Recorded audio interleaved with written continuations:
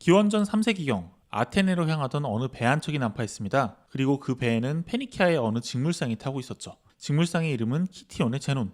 배가 모조리 부서지는 바람에 빈털터리가 된 제논은 아테네 골목을 정처 없이 배회했습니다. 그리고 어느 서점 앞에서 발걸음을 멈췄죠. 그의 눈에 들어온 책의 제목은 소크라테스의 회상.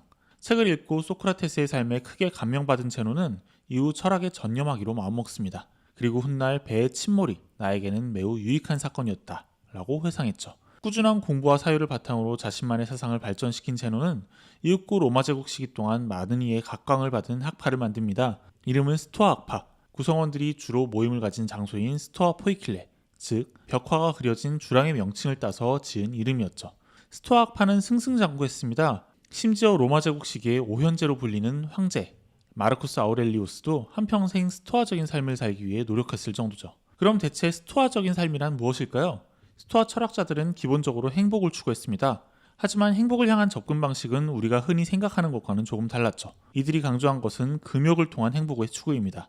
인간이 지닌 이성을 바탕으로 자신의 욕망을 인정하고 통제해야 진정 행복한 삶을 살아갈 수 있다고 믿었기 때문이죠.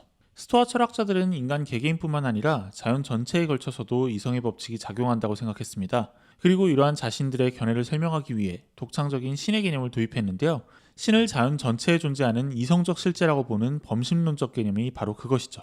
이들은 이러한 신이 세계 전반을 통제하고 배열하며 사건의 경과를 결정한다고 생각했습니다. 또한 이성을 통한 세계의 운용 원리를 로고스라고 불렀죠. 그렇다면 인간은 어떻게 살아가야 할까요?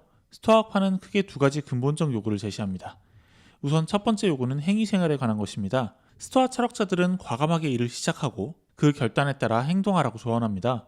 또한 괴로움을 참고 쾌락을 버려야 하며 일관성을 지키기 위한 노력을 꾸준히 기울여야 한다고 이야기하죠.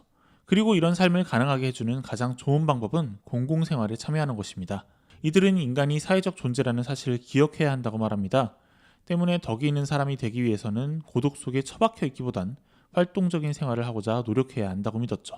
두 번째 요구는 아파테이아에 대한 권고입니다. 아파테이아란 정념이 없는 마음의 상태를 일컫는 말입니다. 이는 첫 번째 요구 조건의 전제 조건인데요. 덕과 본성에 알맞은 행위를 하기 위해선 격정이 침묵을 지켜야 한다고 믿었기 때문이죠.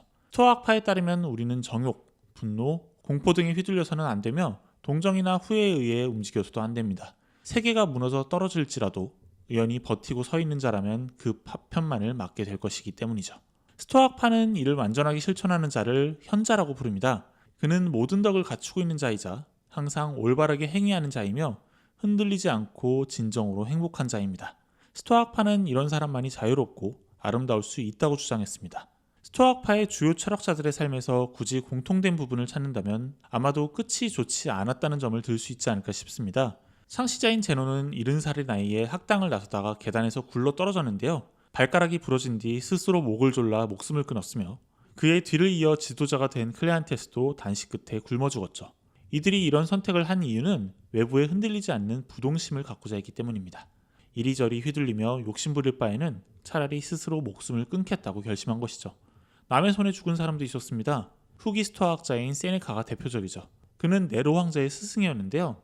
황제는 부임 초기만 해도 세네카를 신뢰했지만 시간이 지나며 의심을 쌓아가다 결국 사형 선고를 내려버렸죠. 사형 집행관이 처음에 그의 동맥을 끊었지만 평소 먹은 것이 없어 피 한 방울 나오지 않았고 이후 여러 방법을 동원해도 죽지 않아 결국 독약을 푼 뜨거운 물에 그를 집어넣었다고 하죠. 세네카는 마지막 순간에도 이 물은 주피터 신의 거룩한 물이라고 읊조렸다고 합니다. 스토아파의 사상은 서양 문명에 많은 영향을 미쳤습니다. 감성이 아닌 이성을 중심으로 인간을 파악함으로써 서양 주류 철학의 줄기를 형성했으며 모든 인간을 동일한 가치와 권리를 지닌 시민으로 간주하는 세계주의를 주창하며 로마의 만민법 형성에도 도움을 주었죠.